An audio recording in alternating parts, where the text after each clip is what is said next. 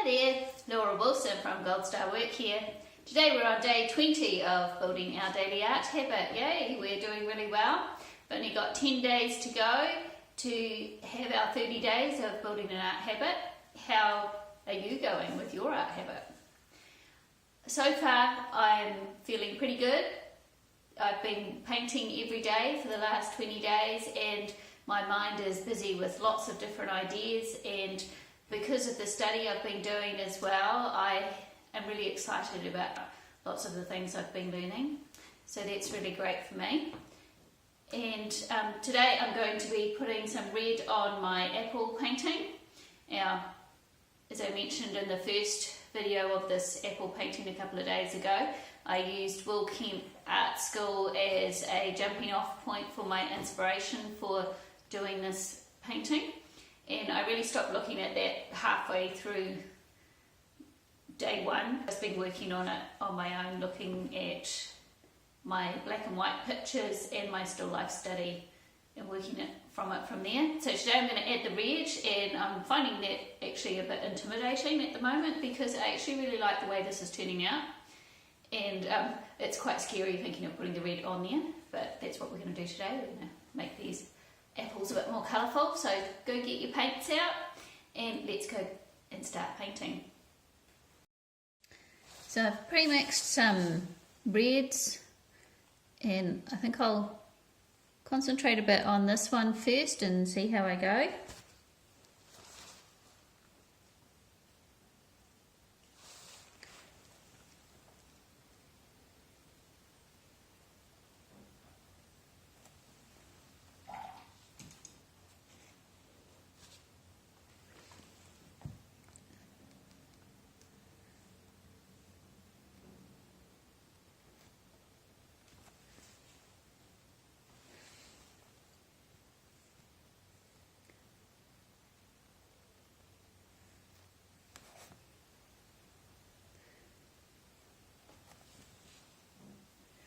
In some ways it's actually easier just to paint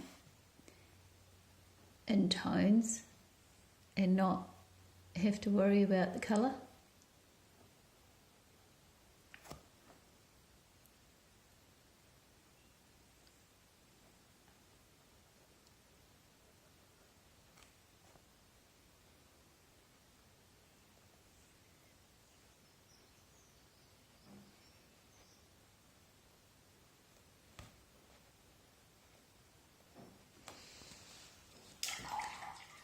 So I'm thinking with the little lines on the apple,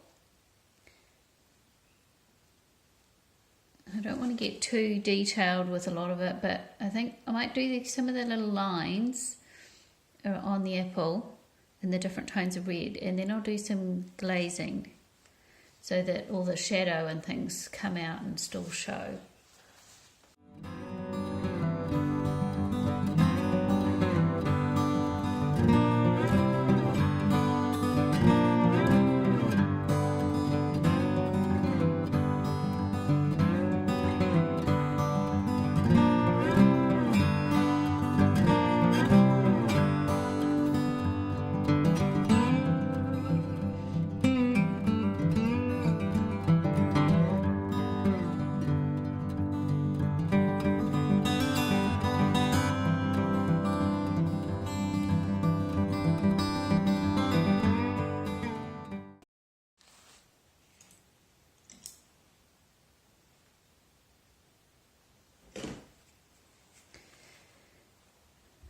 And I'm going to use some of my clear painting medium to make a glaze to go around here. So I'm doing a darker, cooler red back here and working into a lighter, warmer red here.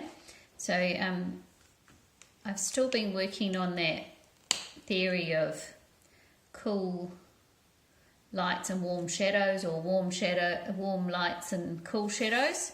I did a bit more research on that last night and felt like I was actually starting to make sense of it. So although I know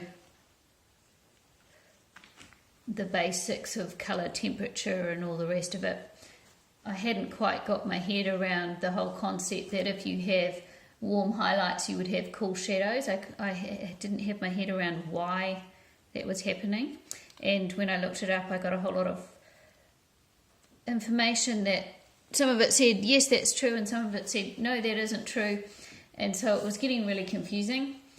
And so what I found out last night was in nature you get that look of warm lights and cool shadows, or cool lights and warm shadows. It's because there are two light sources. You've got the sun, which is your warm light shining down, and then you've got the sky, which is an ambient light, your ambient light of blue, which is cool, and that's why you get the different warms and highlights. If you just set up a box inside with a still life and you just have your one light source, so if you've got a cool light source you'll have cool lights and you'll have cool shadows, and if you have a warm light on your still life you'll have warm highlights and warm shadows, because you don't have that secondary ambient light.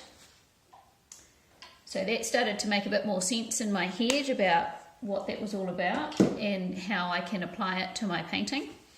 So you know, that was good to get some of that in my head more and figuring out just what they were talking about. But it does sound like quite a big topic, and may take a bit of study if you're going to be looking into things like that. And it all helps with building your technical knowledge.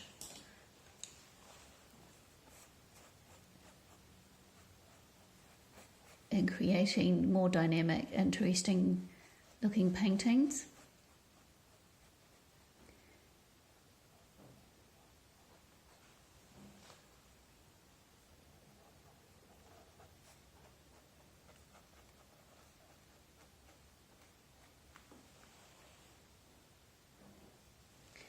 I have to say that I don't really know what I'm doing here. I'm just kind of experimenting and see what's going to happen.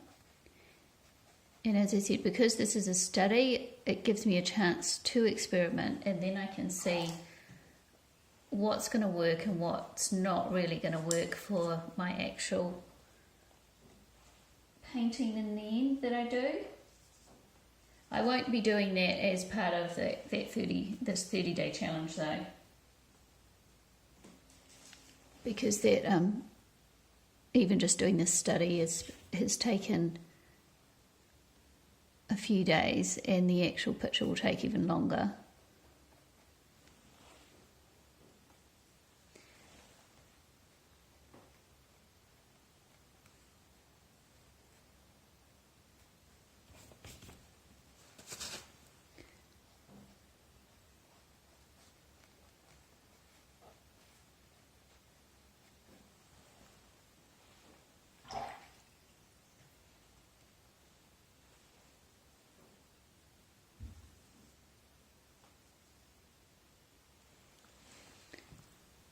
And in the back here, I don't want lots of detail, so it's giving a suggestion of that red, and I'm using a cooler red in the back there, and I've worked into the warmer reds in the front.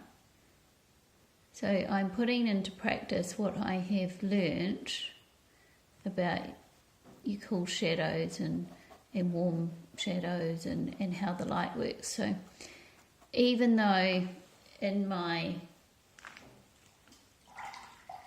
still life I have a cool light shining on my still life, and I only have one light on there, I don't have the secondary ambient light to get those cool lights, warm shadow kind of look, but I am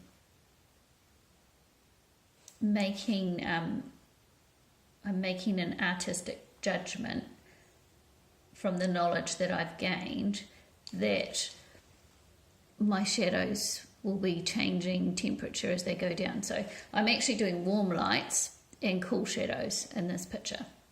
So that's what I'm working on is as I'm coming into the highlight areas, my colours are getting warmer, and because warm colours come forward, and as I'm going back, I'm making my colours cooler, so I'm using a cooler red, and I've used the cooler colours in the background than the blue, more blue in the background shadows and things. So that's what I'm thinking about as I'm painting.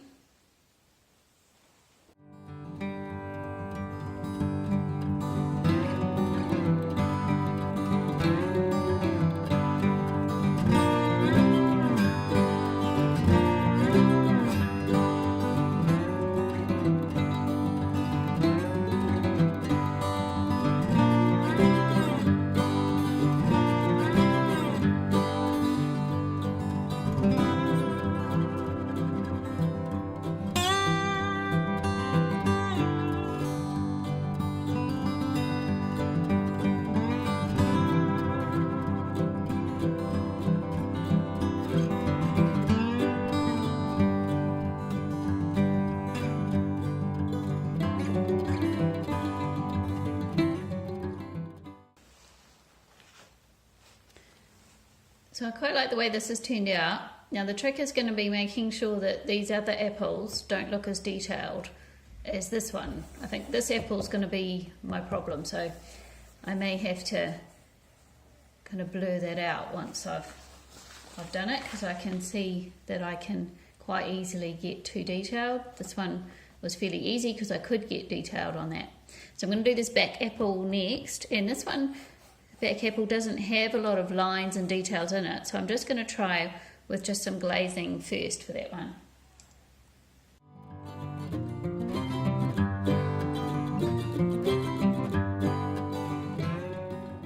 Where I've put in my shadow colours underneath, that's where I'm concentrating my cooler reds, and as I work up into the painting I will look at my lighter, warmer reds.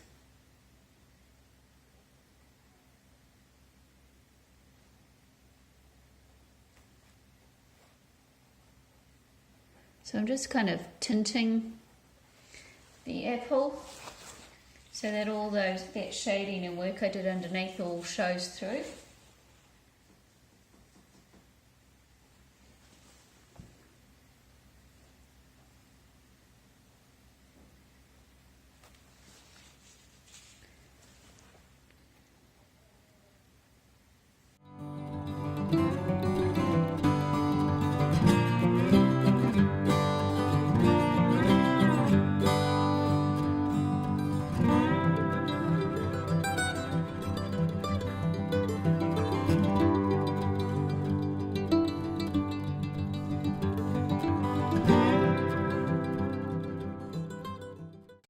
So now I'm going to try and do this apple here.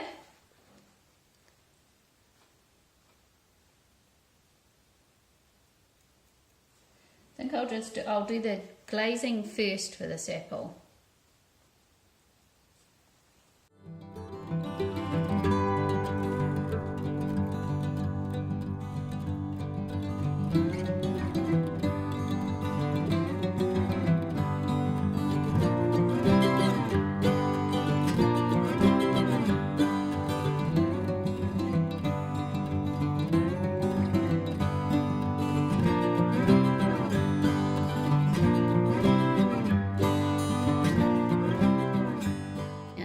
I would dry off that glaze before I did anything, but I'm thinking maybe I'll do some of the lines while the glaze is still wet, and then it may not stand out the lines that I do as much, so they might blend in a bit more.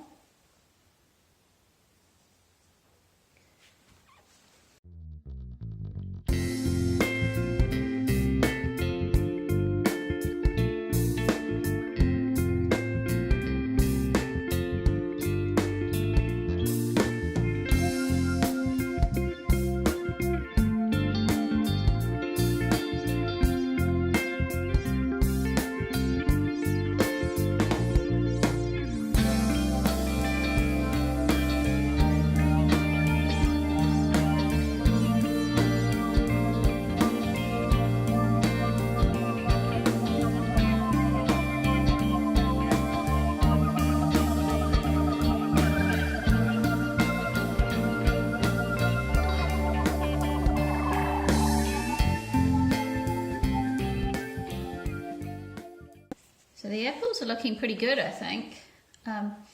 What I want to do now is in some of these shadows and highlights, I want to add some reflecting light, because when I'm looking at my picture I can see that there's some red reflecting on some of these shadows. So that's what I'm going to do now.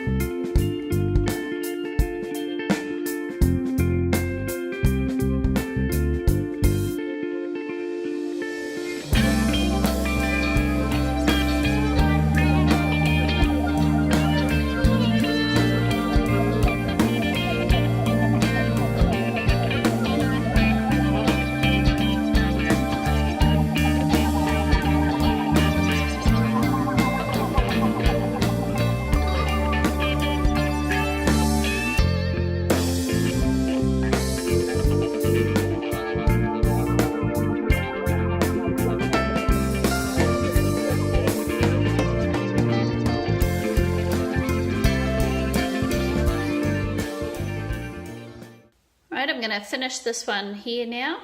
I'm pretty happy with the results. I think that this apple is standing out nicely with its highlight, and this apple is not taking over too much, but the colour is deep enough you can see that it's a nice red apple. So I'm really happy with the way that turned out. It's not quite the painterly effect I thought I was going to go for in the beginning, because I ended up doing glazing and things at the end there, which made it a smoother kind of look and a lot more detailed. But I'm still really happy with the way that turned out. So I'm going to stop here for the day, and hopefully that you've been painting as well today for day 20. And happy painting everyone, and I will see you tomorrow. Bye.